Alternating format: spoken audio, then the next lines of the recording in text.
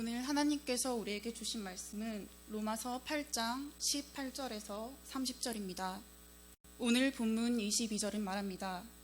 모든 피조물이 다 이제까지 함께 탄식하며 함께 고통을 겪고 있는 것을 우리가 아느니라. 우리가 살고 있는 이 시대는 온갖 신음하는 소리가 끊이지 않습니다. 요즘 우리나라와 일본이 겪고 있는 것처럼 어떤 집단과 집단 사이에 문제가 있습니다.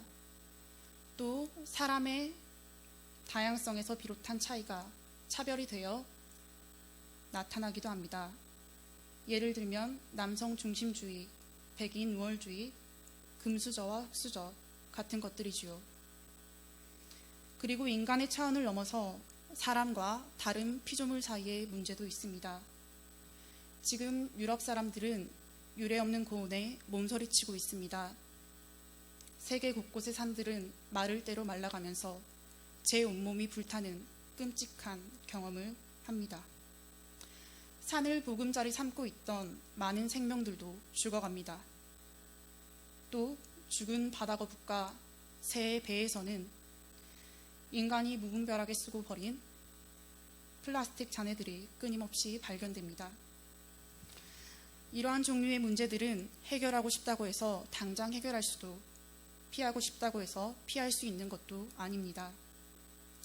오히려 사람과 피조물 사이의 문제는 사람과 피조물, 곧 하나님의 모든 피조물이 고통당하는 아주 심각한 것입니다. 이처럼 오늘날까지도 모든 피조물이 신음하고 있습니다. 피조물은 썩어짐의 종노릇, 멸망의 사슬에서 벗어나기를 원합니다. 하나님의 자녀들이 누리는 영광에 참여하기를 기다리고 있습니다. 마치 사람이 하나님의 자녀가 되기를, 그의 몸이 해방되기를 기다리는 것처럼 말입니다. 사람뿐 아니라 하나님의 모든 피조물은 오늘날까지 함께 고통당하면서 구원을 기다리고 있는 것입니다. 그런데 피조물은 하나님의 아들들, 하나님의 자녀들이 나타나기를 기다리고 있습니다.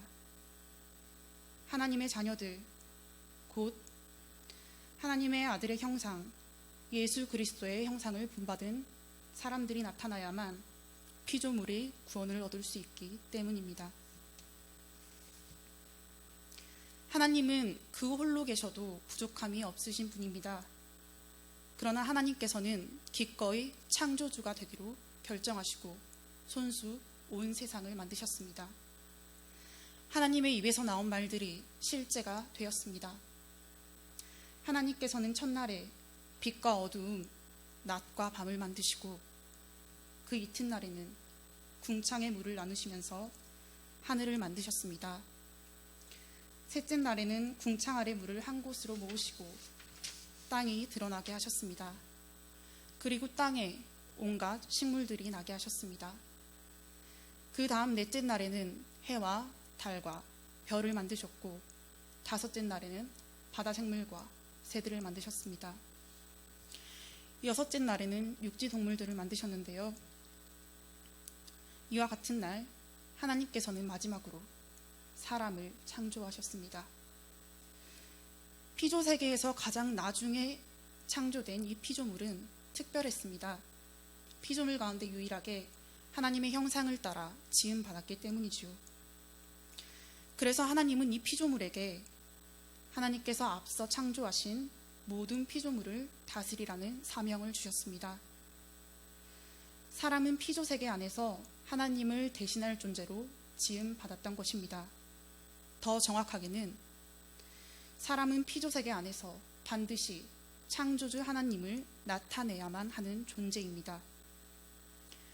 하나님께서는 모든 창조를 끝마치시고 피조 세계에서 하나님의 뜻을 나타낼 누군가를 세우신 뒤에야 말씀하십니다. 창세기 1장의 마지막 절입니다.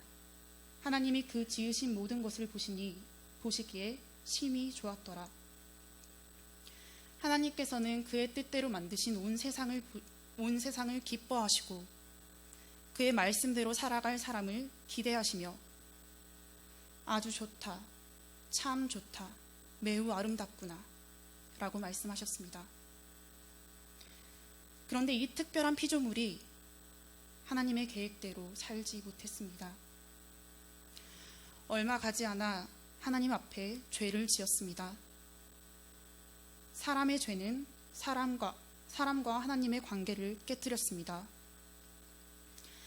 그런데 사람이 하나님께 지은 죄는 그리 단순하지 않았습니다. 그것은 사람과 사람 사이의 관계, 심지어는 다른 피조물과의 관계마저 틀어지게 했습니다.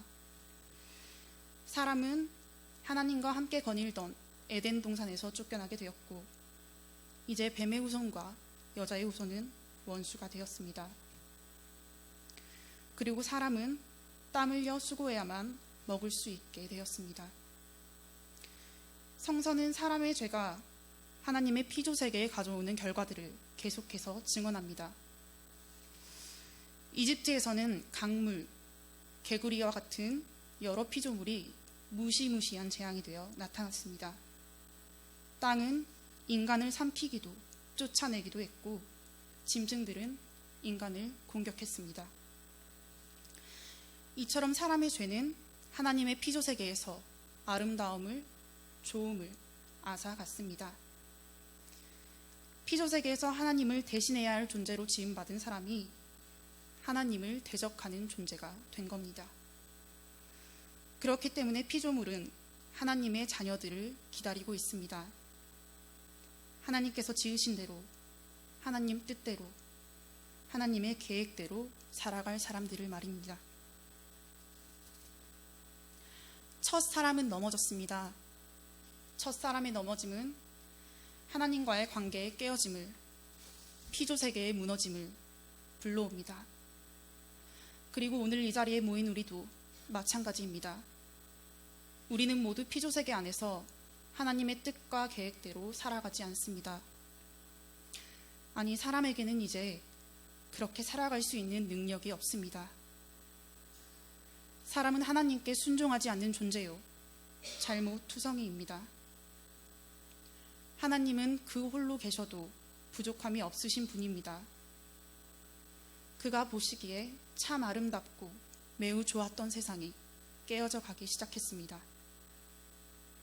피조세계의 아름다움도 좋음도 사라져갑니다. 기꺼이 창조주가 되기로 결정하셨던 하나님께서는 그 결정을 물으시거나 피조세계를 어떻게 할 수 있는 자격이 있습니다. 우리가 토기장이에게 무슨 말을 할 수 있겠습니까? 그런데 온 피조세계를 창조하신 그분은 계속해서 창조주로 머물기를 선택하십니다. 창조주 하나님은 깨어진 피조세계를 회복시키려고, 그가 보시기에 참 아름답던 그때로 돌이키시려고 이제는 기꺼이 온 피조세계의 구속주가 되십니다. 창조하시는 하나님은 구속하시는 하나님입니다. 창조하시는 하나님은 피조세계를 구원하시기 위해 이 땅으로 오셨습니다. 그는 피조세계의 상처를 치유하기 위해 가장 낮은 곳으로 오셨습니다. 가장 더럽고 누추한 곳에 가장 약한 아이의 몸으로 오셨습니다. 아이와 세리와 창녀와의 친구가 되어주셨습니다. 세상에서 가장 짓밟힘 당하는 곳으로 기꺼이 찾아가셨습니다. 피조세계를 회복하려고 이 땅에 오신 하나님, 결국에는 그 자신이 세상으로부터 버려지고 찢김을 당했습니다. 이렇게 창조주 하나님은 그의 아름다운 피조세계를 회복하기 위해 기꺼이 그의 온 몸을 던지면서 온 피조세계를 구원하신 것입니다. 오늘 본문의 우리는 로마의 그리스도인들을 가리킵니다. 오늘 이 자리에 모인 우리도 그들과 같은 그리스도인들입니다. 그리스도인은 이미 예수 그리스도를 구주로 고백하며 하나님을 믿는 사람들입니다.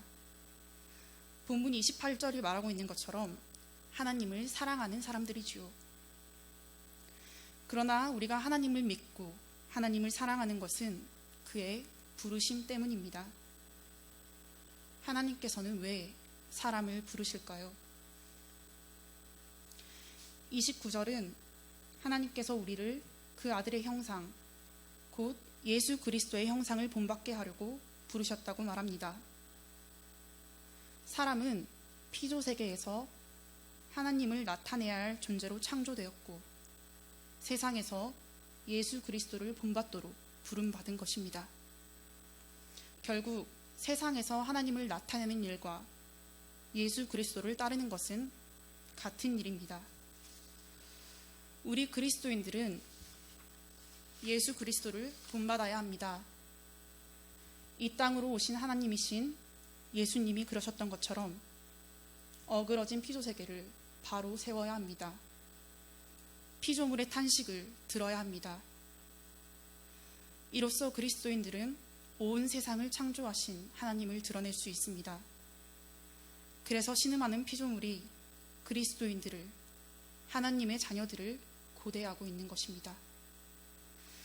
그러나 23절에 보면 어떤 사람이 하나님의 부르심을 입어 그리스도인이 되었다고 할지라도 그는 이 땅에서 살아가고 있는 동안 여전히 하나님의 자녀가 될 날과 그의 몸이 해방되기를 기다립니다. 그리스도인이라고 할지라도 아직 온전하지 않은 존재라는 뜻이죠. 하나님께서 창조하신 첫사람, 아무 잘못도 하지 않은 그때 그 사람이 아니라는 것입니다. 왜냐하면 하나님 나라는 이미 시작되었지만 아직 완성되지 않았고 우리가 알지 못하는 미래에 완성될 것이기 때문입니다. 그래서 이미와 아직 사이를 살아가는 우리는 바울 사도가 말한 것처럼 두려움과 떨림으로 하나님의 구원을 기다리고 살아갑니다. 그리스도인들은 아직 이 땅에서는 연약한 존재들입니다. 그래서 하나님께서는 우리에게 성령을 선물로 주셨습니다. 그리스도인은 성령의 처음 익은 열매를 받았습니다. 성령은 우리 안에서 우리와 함께 계시면서 기꺼이 우리를 위하여 탄식하십니다. 우리를 도우십니다. 이처럼 우리는 하나님의 부르심과 성령의 탄식에 힘입어 예수님을 본받아 하나님의 자녀들이 되어갑니다. 모든 피조물이 아파하며 탄식하기에 하나님도 탄식합니다. 이 탄식에는 창조하시는 하나님의 깊은 슬픔과 구원하시는 하나님의 바람이 담겨 있습니다. 하나님 나라의 복음이 전파된 후로 하나님의 부르심을 입은 사람의 수는 매우 크게 늘었습니다. 오늘날도 마찬가지로 그리스도인의 수는 결코 적지 않습니다. 그런데 왜 피조물이 울부짖는 소리는 커져만 갈까요? 여기저기에서는 지금도 사람이 고통당하는 소리와 피조물이 신음하는 소리가 그치지 않습니다. 이것은 어쩌면 우리 그리스도인들이 모든 피조물이 고대하는 하나님의 자녀로 살아가지 못하고 있다는 사실을 반증하는 것이 아닐까요? 구원하시는 하나님은 구원하시기에 앞서 창조하시는 하나님이십니다. 그리스도인이 목표로 삼는 구원의 완성은 창조를 전제하고 있습니다. 창조 없이 구원은 없습니다. 구원은 창조에서 비롯한 것이고 그 둘은 결국 하나입니다. 그래서 예언자 이사야는 구원을 새 창조로 표현하고 있습니다. 이사야 65장 25절입니다. 이리와 어린 양이 함께 먹을 것이며 사자가 소처럼 짚을 먹을 것이며 뱀은 흙을 양식으로 삼을 것이니 나의 성산에서는 해함도 없겠고 상함도 없으리라. 여호와께서 말씀하시니라. 우리의 구원이 완성되는 날에 우리는 우리보다 먼저 창조된 모든 피조물과 함께 있을 것입니다. 우리 사람만이, 우리 그리스도인들만이 구원받는 게 아닙니다. 지금까지 함께 탄식하고 있는 하나님의 모든 피조물이 함께 구원받아야 합니다. 왜냐하면 모든 피조물이 사람의 잘못에 함께 참여하고 있기 때문입니다. 본문 20절은 말합니다. 피조물이 허무한데 굴복하는 것은 자기 뜻이 아니요 오직 굴복하게 하시는 이로 말미암음이라. 피조물이 썩어짐의 종로로 타는 것, 곧 멸망의 사슬에 두신 것은 바로 하나님이십니다. 하나님은 사람의 잘못 때문에 함께 죽게 된 온 피조물이 사람이 잘못을 돌이킬 때 함께 살아나기를 바라십니다. 우리는 창조주 하나님을 세상에 나타내야 하는 사람들입니다. 그것을 위해 하나님께 부르심을 입었고 성령을 받았습니다. 에덴 동산에서 함께 지냈던 우리의 이웃들을 기억해 주십시오. 그 이웃은 잘못 없이 우리 때문에 고통을 겪고 있습니다.